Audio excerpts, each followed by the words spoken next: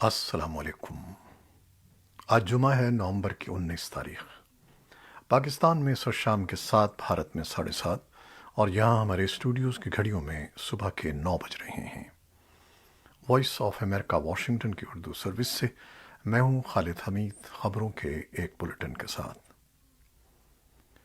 امریکہ میں عارضی داخلے کے لیے 28,000 سے زائد افغان افراد نے انسانی وجوہات کی بنا پر درخواستیں دی ہیں۔ طالبان کے افغانستان پر دوبارہ قبضہ کرنے اور صورت سے کیے گئے امریکی انخلا کے بعد یہ صورتحال پیدا ہوئی ہے، لیکن وفاقی حکام کے مطابق ان میں سے صرف 100 درخواستوں کی منظوری دی گئی ہے۔ U S citizen ship and immigration services درخواست دہندگان کے لیے ہیومینیٹیرین پیرول کہلانے والے ایک چھوٹے پروگرام میں اضافے سے نمٹنے کے لیے کوشاں ہے، اور ادارے نے وعدہ کیا ہے کہ وہ بڑھتے ہوئے بیک لاگ کو دور کرنے کے لیے عملے میں اضافہ کر رہا ہے۔ امریکہ میں افغان خاندانوں اور تارکین وطن کے حمایتی گروپوں کا کہنا ہے کہ منظوری کی سست رفتار سے ان کے عزیزوں کی سلامتی کو خطرہ ہے، جنہیں مغرب سے تعلقات کی وجہ سے اسلام پسند حکومت کے تحت غیر یقینی مستقبل کا سامنا ہے۔ افغانستان پر طالبان کے کنٹرول کو 3 ماہ سے زائد کا عرصہ گزر چکا ہے۔ کابل شہر میں طالبان نے شدت پسند تنظیم داعش کے بڑھتے ہوئے خطرات کے پیش نظر سیکیورٹی میں غیر معمولی اضافہ کر دیا ہے۔ دوسری جانب اقوام متحدہ کی خصوصی ایلچی برائے افغانستان ڈیبرا لیونس کا کہنا ہے کہ افغانستان انسانی تباہی کے دہانے پر ہے، اور عالمی برادری پر زور دیا ہے کہ وہ افغان عوام کو مالی امداد فراہم کرنے میں تیزی لائیں۔ افغانستان کے نوجوان فٹ بال ٹیم کی خواتین کھلاڑی اپنے اہل خانہ سمیت بحفاظت پاکستان سے برطانیہ پہنچ گئی ہیں۔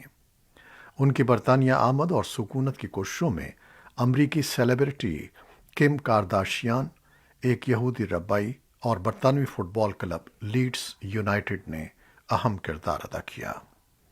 فٹ بال کے 30 نوجوان کھلاڑیوں اور ان کے کوچز سمیت 130 افراد خصوصی طیارے کے ذریعے جمعرات کو لندن پہنچے، جہاں یہ معمول کی زندگی شروع کرنے سے قبل 10 روز کورونا وبا کی وجہ سے قرنطینہ میں گزاریں گے۔ افغانستان کی خواتین کی قومی فٹ بال ٹیم کا انخلا آسٹریلیا کی مدد سے ہوا ہے، جبکہ یوتھ ٹیم کو پرتگال نے خوش آمدید کہا ہے۔ سکھ مذہب کے بانی اور سکھوں کے روحانی پیشوا بابا گرو نانک دیو جی کے 552ویں جنم دن کی تقریبات آج ننکانہ صاحب میں منائی جا رہی ہیں۔ تقریبات میں شرکت کے لیے بھارت سے 2700 سکھ زائرین واہگہ کے راستے، جبکہ دنیا بھر سے سکھ زائرین 10 روزہ ویزے پر 2 دن قبل پاکستان پہنچ چکے ہیں۔ سکھ زائرین کرتارپور میں گردوارہ دربار صاحب بھی جائیں گے۔ کرتارپور راہداری کم و بیش 20 ماہ بعد کھولی گئی ہے۔ کورونا وائرس کے باعث راہداری کو بھارتی حکومت نے اپنی حدود میں 16 مارچ کو بند کر دیا تھا۔ صوبہ پنجاب میں بڑھتی ہوئی فضائی آلودگی پر لاہور ہائی کورٹ نے اسموگ کے باعث حکومت کو ہدایت کی ہے کہ وہ نجی دفاتر میں 50% سٹاف کے ساتھ کام کا نوٹیفیکیشن جاری کرے۔ عدالت نے 400 سے زائد ایئر کوالٹی والے علاقوں میں اسکول بند کرنے کی تجویز رد کر دی ہے۔ واضح رہے کہ لاہور سمیت صوبے کے دیگر شہر ان دنوں شدید فضائی آلودگی کی لپیٹ میں ہیں، جس کے باعث لاہور، ملتان، فیصل آباد اور دنیا کے آلود ترین شہروں کی فہرست میں رہ چکے ہیں۔ خیبر پختونخوا حکومت نے صوبے کے مذہبی مدارس میں زیر تعلیم طلباء کو وظائف دینے کا فیصلہ کیا ہے۔ صوبے کے اعلیٰ انتظامی عہدیداروں کے اجلاس میں وزیر اعلیٰ محمود خان کی ہدایت کے مطابق مختلف اضلاع کے مدارس کے طلباء کو وظائف دینے کے لیے 75 کروڑ روپے مختص کیے گئے ہیں۔ یہ وظائف صوبائی حکومت کے تشکیل کردہ متحدہ علماء بورڈ کے ذریعے طلباء کو قابلیت کی بنیاد پر دیے جائیں گے۔ خیبر پختونخوا میں پہلی بار حکومت نے مدارس میں زیر تعلیم طلباء کو وظائف دینے کا فیصلہ کیا ہے، جبکہ عرصہ دراز سے ان مدارس کو چلانے والے علماء یا منتظمین کو سالانہ بنیادوں پر امدادی رقوم کی ادائیگی کی جا رہی ہے۔ پشاور ہائی کورٹ بار کے ایک وکیل طارق افغان کا کہنا ہے کہ بغیر کسی طریقہ کار کے مذہبی مدارس کے منتظمین اور طلباء کو ادائیگی کرنے سے انتہا پسندی کو فروغ ملے گا، جبکہ چارسدہ سے تعلق رکھنے والی ایک مذہبی شخصیت نے صوبائی حکومت کے اس فیصلے کا خیر مقدم کرتے ہوئے کہا ہے کہ مدارس میں پڑھنے والوں کی اکثریت کا تعلق غریب اور نادار گھرانوں سے ہوتا ہے۔ پاکستان کے صوبے خیبر پختونخوا کے سیاحتی ضلع سوات میں اطالوی ماہرین نے آثار قدیمہ کے تعاون سے تحصیل بری کوٹ میں بازیرہ کے مقام پر کھدائی کے دوران سکندر اعظم کے زمانے کے ایک قلعے کے آثار کو دریافت کیا گیا ہے، جس کے بعد بازیرہ علاقے کی اہمیت مزید بڑھ گئی ہے۔ سوات کی تحصیل بری کوٹ کے علاقے بازیرہ کو ایک قدیم شہر تصور کیا جاتا ہے۔ ماہرین کا کہنا ہے کہ اگر حکومت مقامی اور بیرونی سیاحوں کے لیے مناسب بندوبست کرے تو اس علاقے میں مذہبی اور ثقافتی سیاحت کو نمایاں فروغ مل سکتا ہے۔ بھارت کے وزیر اعظم نریندر مودی نے تنازع کا باعث بننے والے 3 زرعی قوانین کو واپس لینے کا اعلان کیا ہے۔ ان قوانین کے خلاف بھارت کے کسان 1 سال سے زائد عرصے سے سراپا احتجاج تھے۔ خبر رساں ادارے رائٹرز کے مطابق جمعے کو قوم سے خطاب کرتے ہوئے وزیر اعظم نریندر مودی نے کہا کہ انہوں نے فیصلہ کیا ہے کہ وہ زرعی قوانین کو پارلیمنٹ کے ذریعے واپس لے لیں گے۔ انہوں نے کہا کہ پارلیمنٹ کے رواں ماہ کے اختتام پر ہونے والے اجلاس کے دوران وہ زرعی قوانین کی واپسی کے لیے تمام آئینی تقاضے پورے کریں گے۔ وزیر اعظم مودی نے یہ اعلان ایک ایسے موقع پر کیا ہے جب بھارت کی سب سے بڑی ریاست اتر پردیش اور پنجاب میں 3 ماہ بعد انتخابات ہونے والے ہیں۔ سیاسی تجزیہ کاروں کا کہنا ہے کہ حکمراں جماعت بھارتیہ جنتا پارٹی کو زرعی قوانین کی منظوری کے خلاف شمالی ریاستوں کی جانب سے شدید مخالفت کا سامنا تھا، اور ان ریاستوں میں عنقریب ہونے والے انتخابات اور سن 2024 کے عام انتخابات سے قبل بی جے پی مخالفت کا خاتمہ چاہتی ہے۔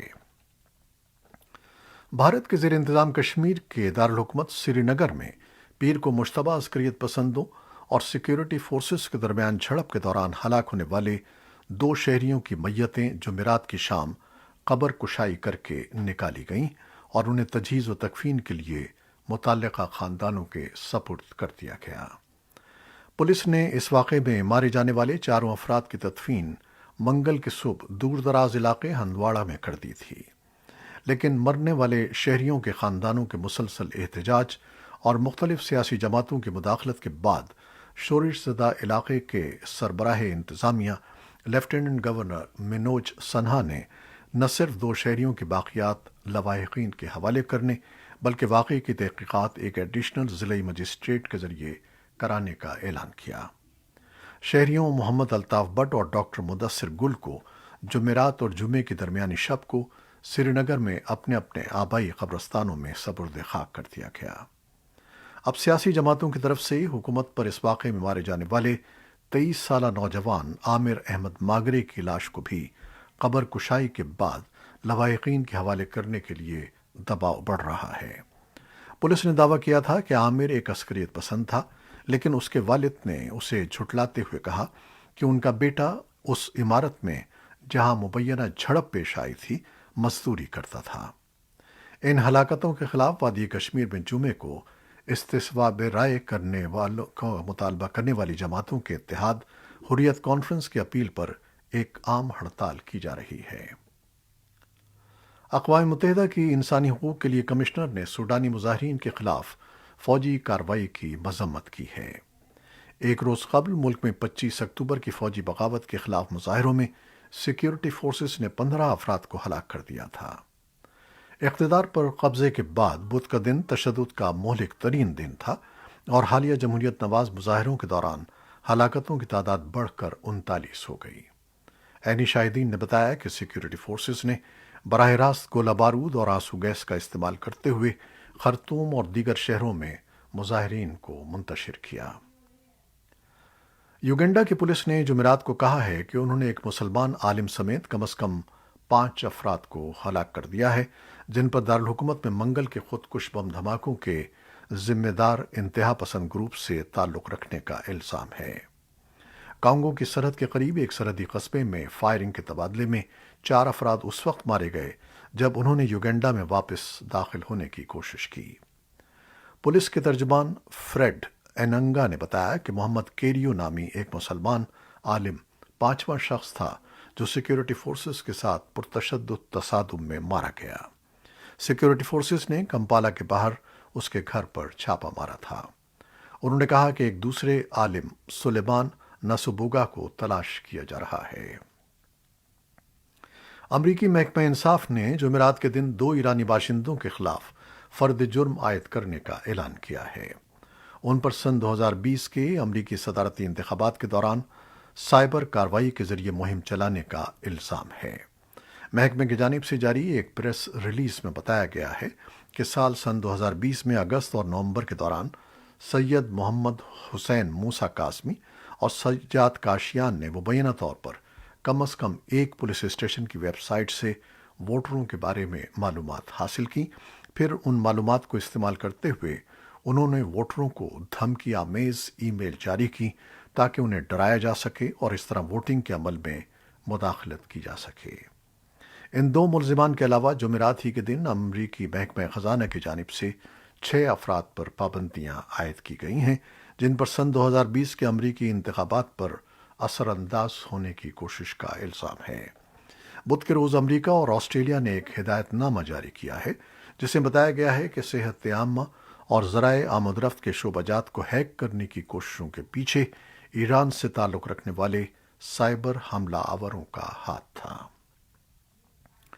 وائٹ ہاؤس نے جمعرات کو کینیڈا اور میکسیکو کے رہنماؤں کے ساتھ ایک سربراہی اجلاس میں ان مسائل کے حل پر تبادلہ خیال کیا جو شمالی امریکہ اور اس سے باہر بھی صورتحال پر اثر انداز ہوتے ہیں۔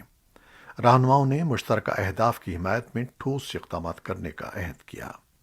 صدر جو بائیڈن نے کینیڈا کے وزیر اعظم جسٹن ٹروڈو اور میکسیکو کے صدر لوپیز اوبراڈور سے الگ الگ ملاقات کی۔ تینوں ملکوں کی قیادت نے 5 سالوں میں اپنی پہلی سربراہی ملاقات کی۔ ٹروڈو اور لوپیز اوبراڈور نے نائب صدر کاملا ہیرس سے بھی الگ الگ ملاقات کی۔ امریکہ میں موٹر گاڑیاں چلانے والوں کو پیٹرول کی قیمتوں میں تیزی سے اضافے کا سامنا ہے۔ ایسے میں امریکہ کے صدر جو بائیڈن نے ریاست مشیگن کے شہر ڈیٹرائٹ میں 1000 ہارس پاور کی ایک الیکٹرک کار چلا کر بجلی سے چلنے والی کاروں کے استعمال کی حوصلہ افزائی کی ہے۔ امریکی صدر اپنے اربوں ڈالر کے انفراسٹرکچر منصوبے کو اس ہفتے پیر کے روز دستخط کر کے قانون کی شکل دے چکے ہیں۔ انہوں نے بدھ کے روز اپنے انفراسٹرکچر منصوبے کے خد و خال اجاگر کرنے کے لیے امریکی موٹر ساز کمپنی جنرل موٹرز میں بجلی سے چلنے والی کاروں کے ایک پلانٹ کا دورہ کیا۔ امریکی ریاست مشیگن کے شہر ڈیٹرائٹ میں 300 آٹو ورکرز سے خطاب کرتے ہوئے صدر بائیڈن نے کہا کہ میں نے ابھی جس گاڑی پر ایک چکر لگایا ہے اس کا میں کبھی تصور بھی نہیں کر سکتا تھا۔ انہوں نے کہا کہ نیا قانون امریکی صنعتوں کی عالمی سطح پر مسابقت کی صلاحیتوں میں اضافہ کرے گا۔ انہوں نے کہا کہ اب تک چین اس دوڑ میں سب سے آگے تھا۔ یہ صورتحال اب تبدیل ہونے کو ہے کیونکہ اگلے سال 20 سال میں پہلی بار امریکی انفراسٹرکچر پر سرمایہ کاری چین کے مقابلے میں کہیں زیادہ ہوگی۔ کورونا وائرس سے متعلق خبریں۔ امریکی حکومت ایک معروف دواساز کمپنی فائزر سے کورونا وائرس کے علاج کے لیے 1 کروڑ کورس خریدنے جا رہی ہے جس کی قیمت 5 ارب 29 کروڑ ڈالر ہے۔ اگر متعلقہ حکام نے اس سودے کی منظوری دے دی تو یہ کورونا وائرس کے مریضوں کے لیے ادویات کی خرید کا امریکی تاریخ کا سب سے بڑا سودا ہوگا۔